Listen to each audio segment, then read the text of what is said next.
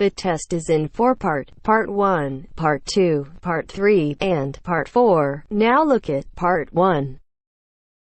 Part 1. You will hear a man arranging to get a telephone connection. First, you have some time to look at questions 1 to 4.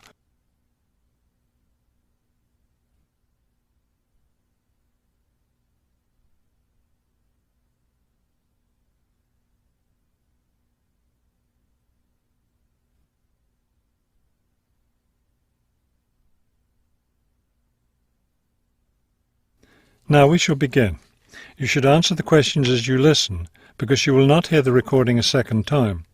Listen carefully and answer questions 1 to 4. This is the ClearPoint Telephone Company Customer Service Office. My name is Ms. Jones. How may I help you? Yes, I'm moving and I'd like to arrange to have a phone line installed. Of course.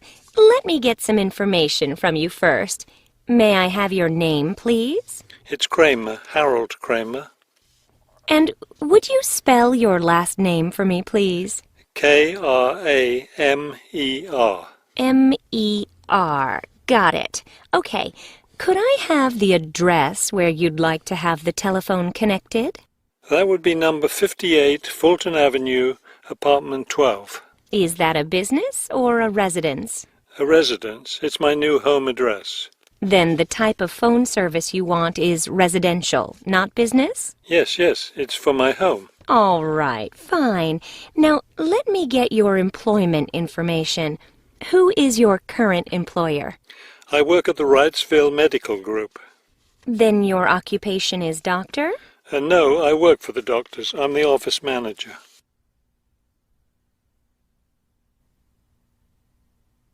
Now listen and answer questions 5 to 10.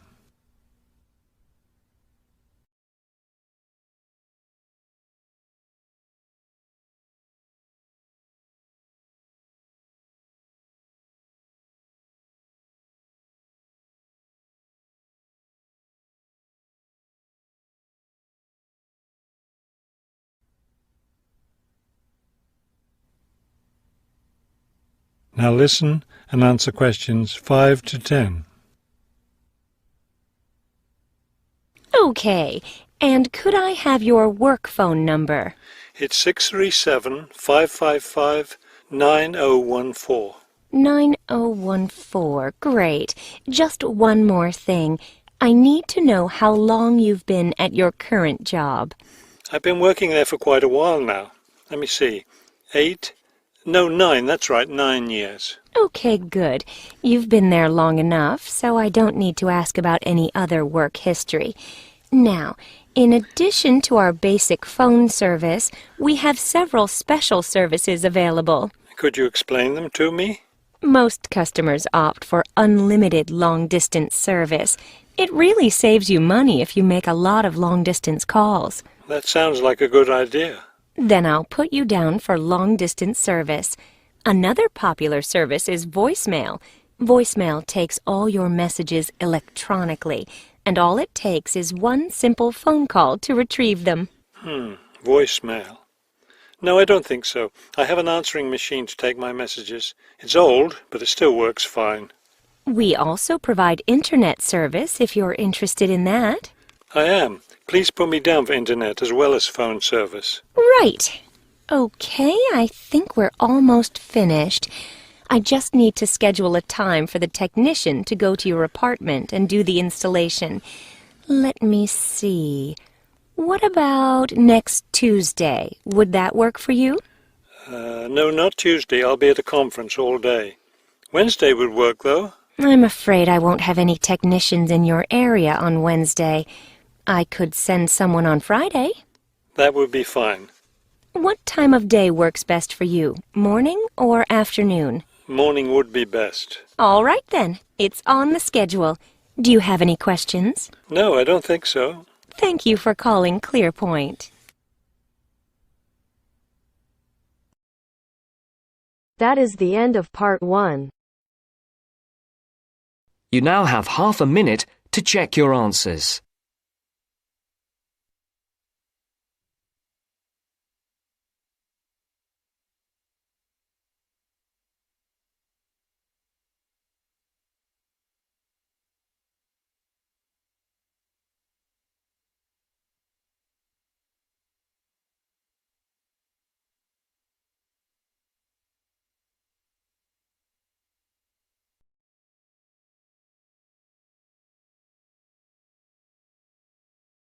Now turns to Part 2.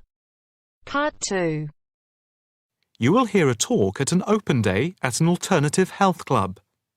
First, you have some time to look at questions 11 to 15.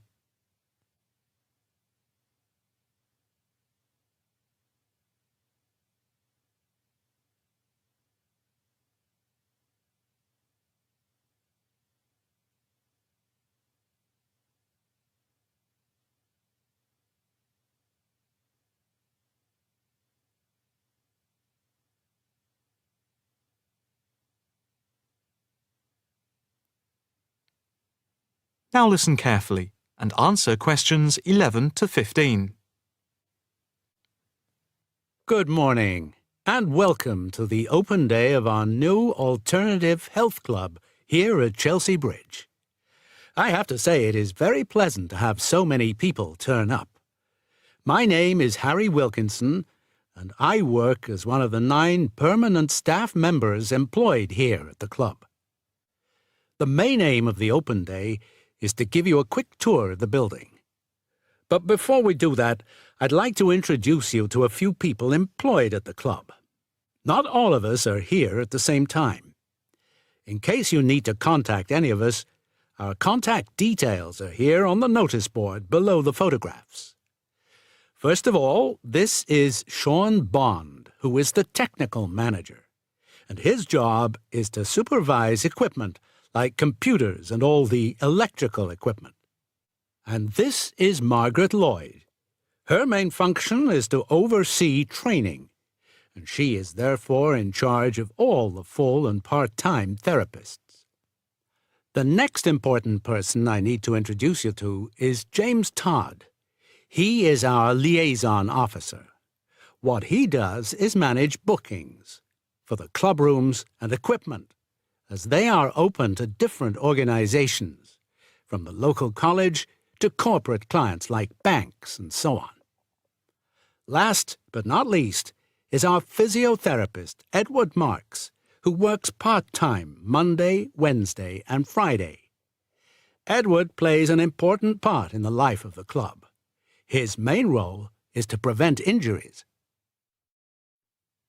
Before you hear the rest of the talk, you have some time to look at questions 16 to 20.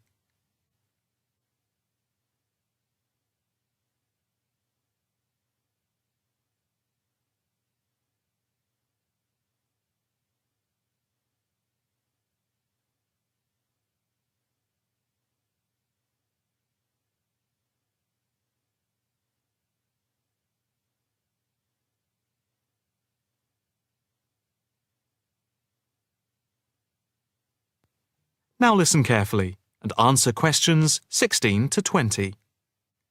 Now for the various amenities. You see that the club has quite a large capacity and is arranged over 3 floors. There is a lift by the reception and the stairs. On the ground floor there are 2 large halls which are used for yoga, tai chi, Pilates, and dance and fitness classes for different age groups, with a shop and cafeteria over here. On the first floor, we have a full range of fitness machines, which are available in the large central hall, around which there are various offices. The changing rooms are also on this floor. On the second floor, there is a series of small therapy rooms with waiting areas for clients. These may be booked by individual therapists. There are also 3 classrooms, which are used for teacher training and group therapy classes. We have a very extensive therapy training program accredited to the University of Manwich, with training in counselling, for which we have 3 programs at the moment. As regards the various types of yoga, acupuncture, and the Alexander technique, there are currently 9 different training classes going on. Information about the training can be obtained from the brochure, which you can pick up at reception and from the club website. There will be a chance to talk to trainers for those interested in counselling this Saturday at 10 a.m. For yoga, etc., there will also be an informal gathering of trainers on Thursday at 4:30 p.m. So, if you are interested in becoming involved, This is your chance. That is the end of part 2. You now have half a minute to check your answers.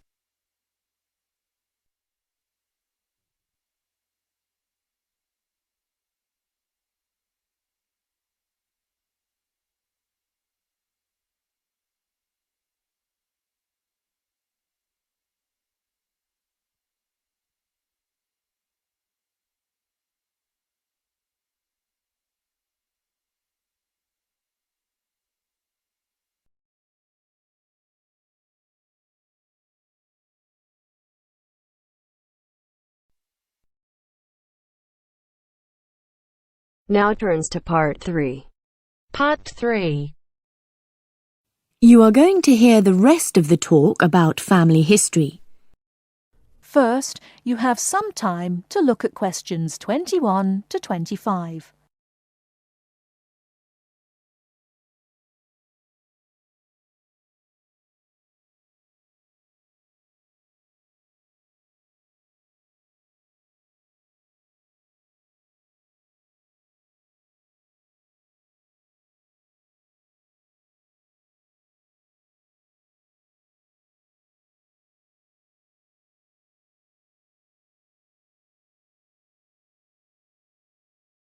Now, listen carefully and answer questions 21 to 25.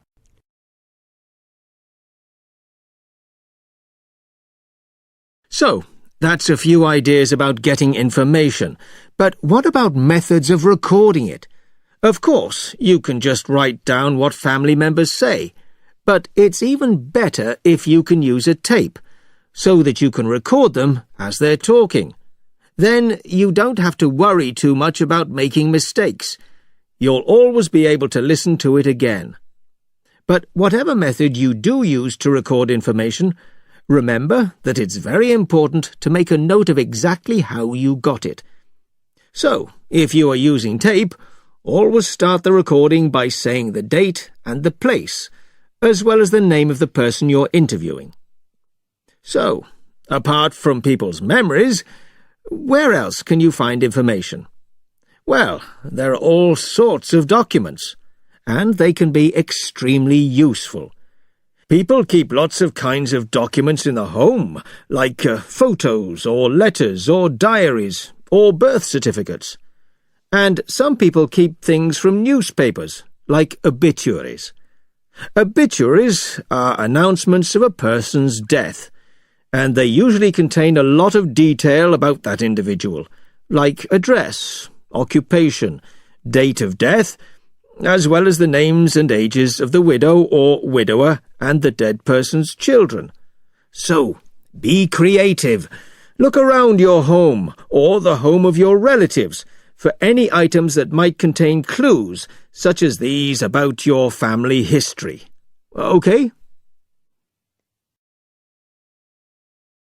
Before you hear the rest of the talk, you have some time to look at questions 26 to 30.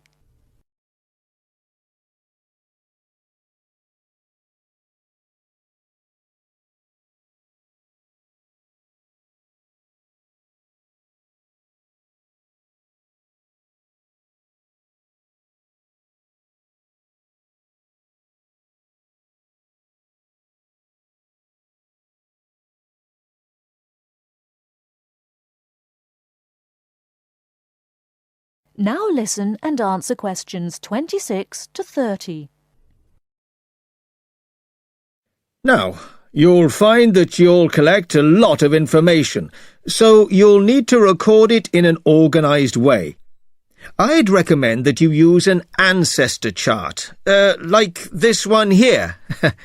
Can you all see? Ancestor charts act like maps. They link 4 or 5 generations in a family tree, so they're very convenient, and they don't cost anything. You can get as many as you like. You just download them free from the internet.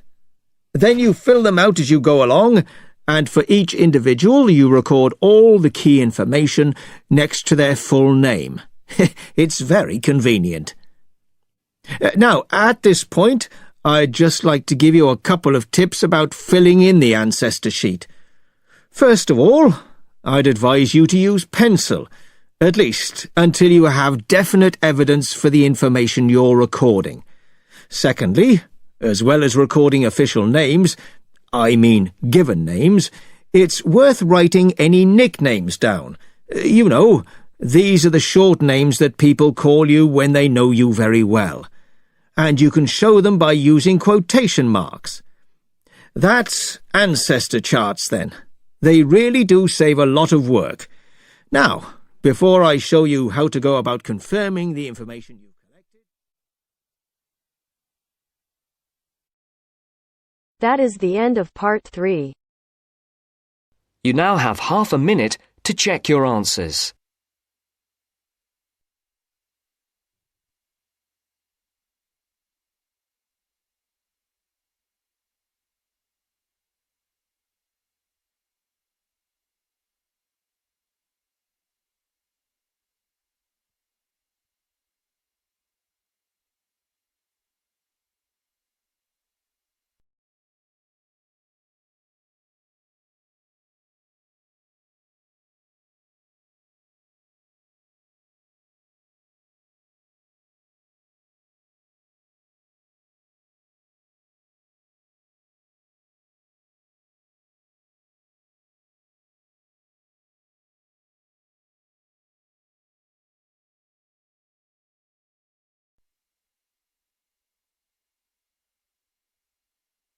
Now turns to part 4. Part 4. You are going to hear a lecture about the geographic information about Australia. You now have some time to read questions 31 to 40.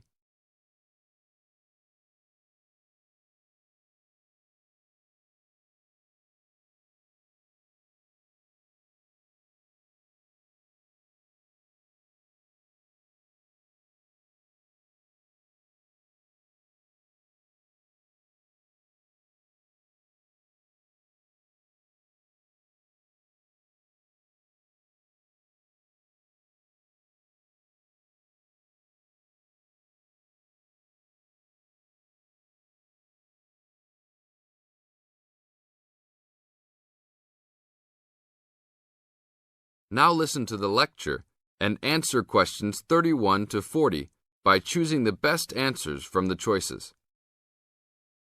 Good morning, everybody. We'll continue to look at Australia, and today look at one of its greatest natural challenges, water for the agricultural sector. As the only nation to occupy an entire continent, Australia has a unique environment, with much of it very flat and dry. One notable feature of the Australian continent is that it is the lowest of the continents.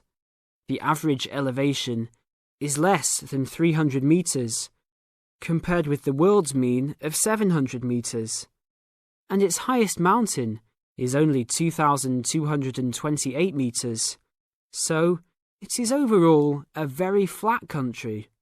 It is also dry. In fact, Australia is the driest, after Antarctica, of the continents. Yet Australia has extremes of climate and topography.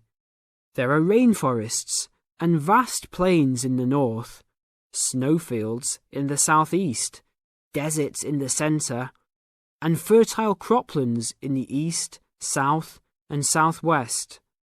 And Australia contains some of the wettest areas on Earth. In western Tasmania and on the northern Queensland coast, but half of the continent has an annual rainfall of less than 300 millimetres each year, and only 20% has more than 600 millimetres each year. A major problem is that the limited water resources do not match up with where water is consumed.